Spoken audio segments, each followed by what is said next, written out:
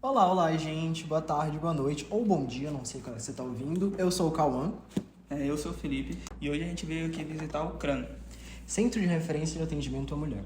onde a gente vai fazer uma entrevista com a coordenadora do CRAN e em seguida com a psicóloga. E agora eu vou estar passando a palavra para a coordenadora do CRAM, por favor, da Sônia, se apresente.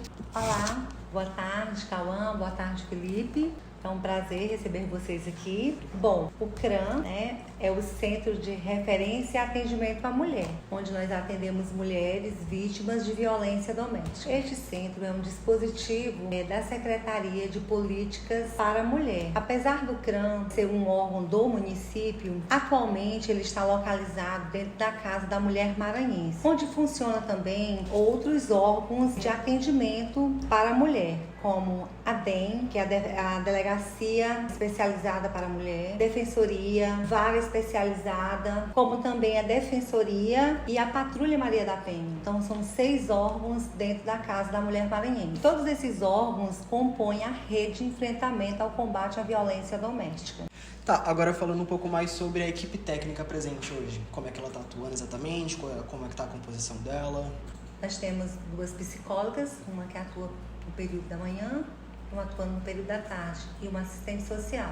Bom, continuando, a gente vai falar agora com a assistente social aqui do CRAN, a Crisleide Souza. Crisleide, você pode se apresentar, falar um pouquinho sobre o seu papel aqui no CRAN? Sim. Bom, como colocada, eu sou Crisleide Souza, né? Assistente social aqui do CRAN. E de forma resumida, eu vou fazer só um resumo porque o trabalho é bem complexo. Então, assim, para que vocês possam compreender. A atuação do serviço social dentro do CRAN é fazer essa primeira escuta, o acolhimento dessa mulher que é encaminhada ou que ela nos procura também espontaneamente. E aí, nessa primeira acolhida, a gente consegue filtrar se essa mulher realmente é do perfil do CRAN, porque como foi colocado pela coordenadora, a gente atende mulheres vítimas de violência doméstica e familiar. Então, se essa mulher que é encaminhada não tem esse perfil, a gente faz encaminhamento para outro órgão da rede. Então, e se for do perfil do CRAN, nós fazemos essa escuta para identificar o que essa mulher necessita de mais urgência. Por exemplo, se ela precisa ser encaminhada para o CRAS, para verificar a questão do Bolsa Família, que está desatualizado, ou se, por exemplo, precisa ser encaminhada para CREAS, pode também ser encaminhada para a escola, porque os filhos podem estar nesse contexto aí de fora da escola. Então, são várias situações. Embora as mulheres estejam, todas, o nosso perfil, são mulheres vítimas de violência, mas cada uma tem suas particularidades. E aí é feito esse direcionamento. Se ela precisa de orientação jurídica, a gente caminha para a Defensoria Pública. Então, assim, vai depender da situação daquele caso específico. Mas, na maioria das vezes, as mulheres que a gente atende são encaminhadas para o atendimento com nossas psicólogas. Aí, como foi colocado pela coordenadora, a gente tem uma psicóloga que atua pela manhã e uma outra que atua à tarde. Então, assim, dependendo do horário disponível dessa mulher, porque a gente questiona ela, e essa disponibilidade, porque a maioria tem filhos, outras trabalham. Então, dependendo da situação dela e desse contexto, a gente faz o agendamento para ser atendido pela manhã ou ser atendido à tarde. E tem uma particularidade também, essa mulher não é obrigada a vir. A gente pergunta se ela quer, se ela pode, como é que está a situação, porque tem deslocamento também, tem tudo isso, tem a questão do próprio contexto que ela está vivenciando. Então, se ela estiver bem, se ela puder vir, a gente faz esse acompanhamento com ela. Agora falando um pouco mais vocês externamente, como é que vocês trabalham externamente? Bom, continuando aqui, nosso trabalho externo, eles dá pela busca ativa. Por exemplo, é encaminhado a mulher por meio de ofício e aí não tem telefone, a gente não consegue encontrar ela, tem endereço aí, a gente faz essa busca ativa, visita domiciliar e também nós fazemos palestras nas escolas, tá, com essa prevenção. Fazemos em órgãos também, em empresas, instituições, em hospitais, em faculdades. Então, porque isso é importante, que a gente, além de atuar aqui dentro, a gente também atua lá fora, né, com essa prevenção. E muitos casos de mulheres que vêm nos procurar é porque participou de uma palestra nossa. Então, isso é importante também. Bem, agora dando continuidade à nossa entrevista, nós estamos aqui com uma das psicólogas atuantes daqui do CRAN, Larissa Araújo. Olá, Larissa, tudo bom? Olá, Cauã. Olá, Felipe, tudo bem?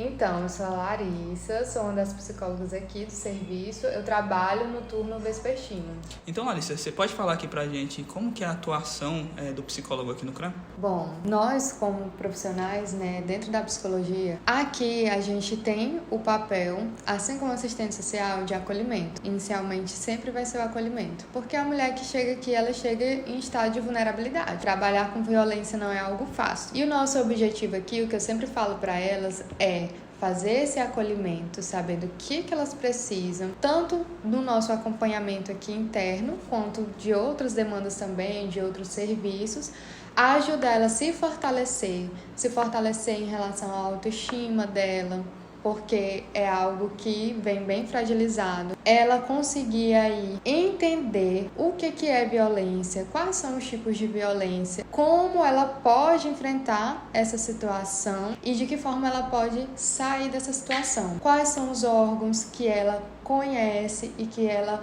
pode conhecer que vão dar apoio para ela sair dessa situação de violência. Então, nosso principal foco é esse, aqui dentro, né, do serviço. E nisso a gente usa o quê? A psicoeducação, tudo isso quando a gente fala sobre a mulher aprender, conhecer, se conhecer, ter autoconhecimento, a gente usa a psicoeducação, a gente usa aí estratégias de enfrentamento, né, à violência. A gente até mesmo desenvolve algumas estratégias de enfrentamento não só à violência, mas em relação às dificuldades, aos desafios da vida. Porque muitas vezes essa mulher está ali tão vulnerável e tão sem rede de apoio que a gente precisa ali trabalhar isso com ela para ela conseguir sair dessa situação. Como você mesmo falou, você falou que geralmente as mulheres chegam aqui fragilizadas emocionalmente, abaladas e afins. Queria agora que você me falasse quais são os aspectos psicológicos das mulheres vítimas dessa violência doméstica e familiar. Quando a gente está acompanhando, o que a gente percebe muito? Algo que eu já até falei anteriormente, sobre a própria questão da autoestima, né? Quando a gente fala de violência doméstica e familiar, a gente tem 5 tipos de violência. A gente tem a violência física, a psicológica, a moral, a patrimonial e a sexual.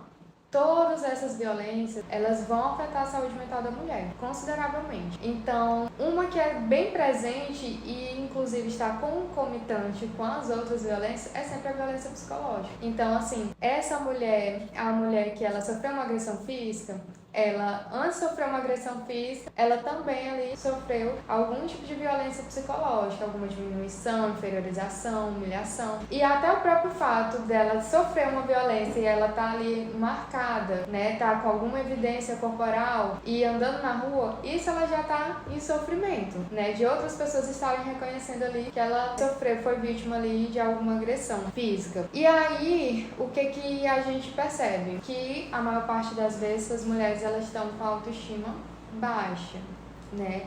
Tem muitas que chegam aqui também com sintomas depressivos, então não se sente capaz, justamente porque já ouviu muito isso, né? Que ela não era boa o suficiente, a comparação. A gente tem também, o tanto que atinge a autoestima, a questões de relacionamentos interraciais. Então, uma mulher negra que está ali se relacionando com um homem branco e a todo tempo isso é evidenciado, isso é uma forma de violência também, né? Tem essa questão também que é evidenciada no sofrimento dessa mulher. A gente tem, além dos sintomas depressivos, que são evidentes, né? A questão da fadiga, apatia, falta de perspectiva de futuro, até mesmo chegar ao pensamento, planejamento e tentativa de suicídio. E isso é algo que pode chegar também, porque às vezes essa mulher ela vai chegar em algum outro serviço, como por exemplo uma tentativa de suicídio, mas o profissional que vai acompanhar ela vai entender que dentro da história dela tem sim um contexto de violência também,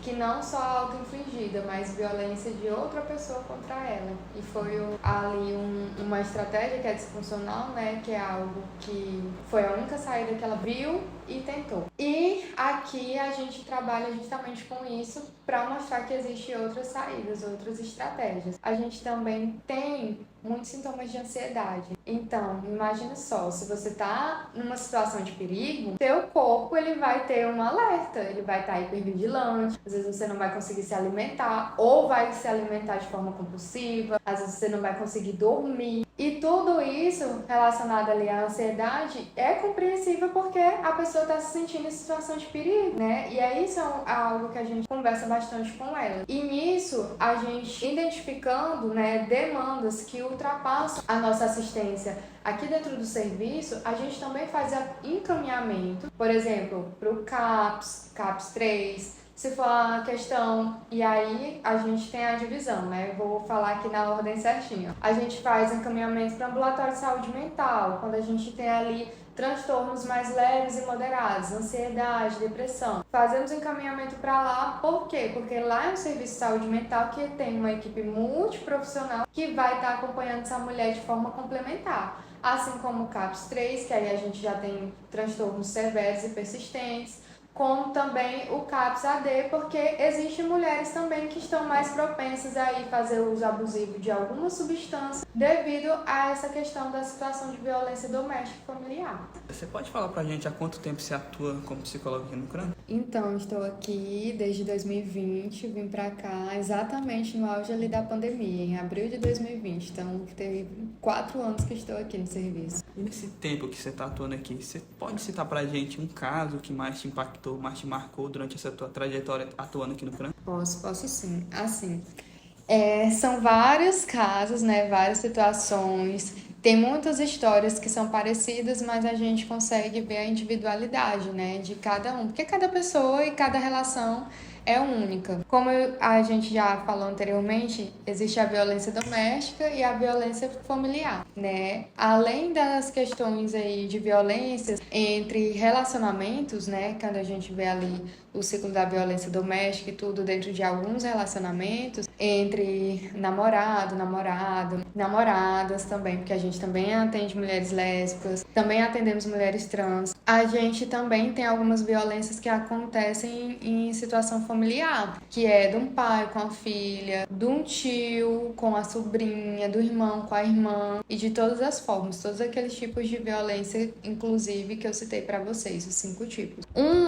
Que me vem na memória que traz muito impacto, que foi um dos primeiros que eu tive contato com violência sexual. Quando a gente trabalha aqui sobre violência sexual, é um nível de vulnerabilidade muito grande que essa mulher chega aqui, né? E em 2020 foi o início da minha carreira aqui, do momento que estive aqui, mas teve um caso específico que inclusive era de um relacionamento lésbico e a pessoa já não tava, né? A mulher já não tava dentro desse relacionamento, mas ela tinha sofrido diversas formas de violência, entre elas violência sexual, em termos de cárcere privado, de violência psicológica, violência física, patrimonial, e a sexual, por que teve mais impacto para mim? Foi a diversidade de atrocidades que a pessoa, a mulher, relatou durante o atendimento. Então, assim, isso tem um impacto significativo na saúde mental dessa mulher. Então, assim, tinha impacto em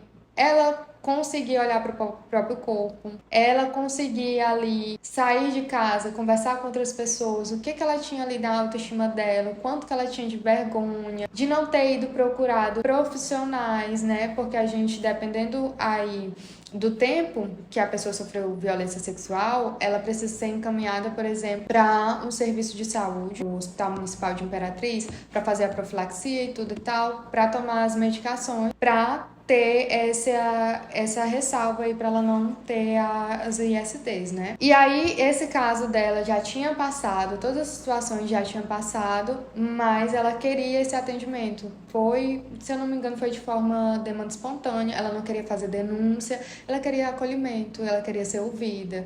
E por muitas vezes tinha ali muitos sintomas depressivos, muitos sintomas ansiosos, por mais que ela não estivesse próxima ali da autora de violência, que no caso era uma mulher, mas ela relatou e a gente conseguiu trabalhar essa autoestima dela, conseguiu trabalhar para que ela voltasse aí a viver, voltasse aí a ter amigos, a fortalecer a rede de apoio dela, a família, os amigos, a ela ter um trabalho, ter uma condição financeira ali de se sustentar e dar continuidade na vida dela ter perspectiva de futuro, de ter perspectiva de fazer um curso superior, de dar continuidade na vida dela, porque é algo que a gente sempre trabalha aqui, que a mulher, ela está ou esteve em situação de violência, e naquele momento ela foi vítima, mas ela não precisa ser vítima para o resto da vida. Então a gente precisa deixar claro para ela que existe sim possibilidade de dar continuidade na vida. Então a gente precisa ter essa perspectiva de futuro, a gente vai trabalhando isso com elas, que ela não é só aquela situação de violência e que aquilo tem um impacto muito grande e não tem como a gente apagar, mas que existe sim vida sim após aquilo. E é um trabalho de formiguinha, não é do dia para noite, não é fácil. Mas essa, como eu comentei, teve aí um final feliz. Ela deu aí continuidade na vida dela, seguiu.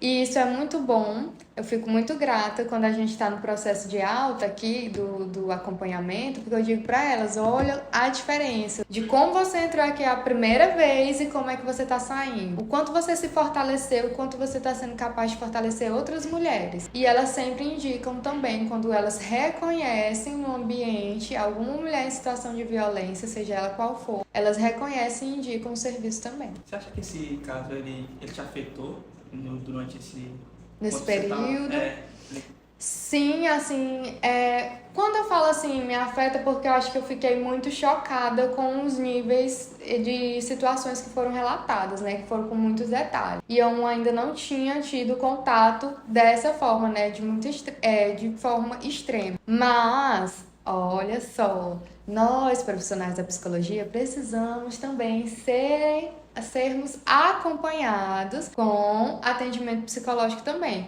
Então, antes de entrar no serviço, eu já fazia psicoterapia. E aí, isso facilita, tanto nesse processo acadêmico da gente ir entendendo que o nosso papel profissional é uma coisa, como pessoa a gente é afetado sim, que nós somos seres humanos e temos empatia, mas que a gente precisa diferenciar o que é nosso e o que é do outro. E aí isso vai se fortalecendo também quando eu tô recebendo suporte também, para eu conseguir dar suporte para outras pessoas. Então, assim, não teve um impacto de, vou ficar agora muito triste, chorosa e tudo e tal. Não, mas foi um impacto de, nossa, existe isso, chegou a esse ponto, como que foi capaz? Mas nesse sentido. Mas, inclusive, o fato de tanto me aperfeiçoar com o estudo, quanto também de ter acompanhamento psicológico, me ajudou a estar capacitada para estar acompanhando essa outra pessoa. Porque senão eu ia juntar com ela e ia chorar. Não, né? Assim, e para resolver, só dar um abraço, não é assim. Nossa profissão não é dessa forma. Então, isso é essencial, tripé. É a gente estar sempre em formação, é a gente ter supervisão com outro profissional e a gente estar em acompanhamento psicológico também, tá? Dica pra vocês. Gratuita. Agora, fazendo uma pequena inversão de papéis, vou estar passando a voz para nossa psicóloga Larissa, para ela fazer uma pequena pergunta pra gente. Eu queria saber de vocês, o que vocês acham aí, qual é a importância do CRAM para a comunidade? Bom, de acordo com tudo que a gente viu desde que a gente chegou aqui na Casa da Mulher, dos profissionais que a gente entrevistou, acredito que o CRAM ele tem um papel fundamental em acolher essas mulheres que são vítimas de violência, já que esse é um público mais vulnerável. Então, ele tem esse papel de acolher essas mulheres, dar um direcionamento, de reeducar elas e de fazer um trabalho preventivo para que esses casos eles tenham uma diminuição na sua ocorrência. Acredito que seja esse o principal papel de contribuição do CRAM para a comunidade. Continuando na mesma linha dele, eu queria citar mais uma vez a questão da profilaxia que vocês tentam, coisa que não é só, como você mesmo acabou de falar, não é só a questão do atendimento, vocês também têm esse cuidado do ensinar a pessoa, ensinar sobre como ela está vulnerável, sobre qual o papel dela exatamente na sociedade e afins. Seu?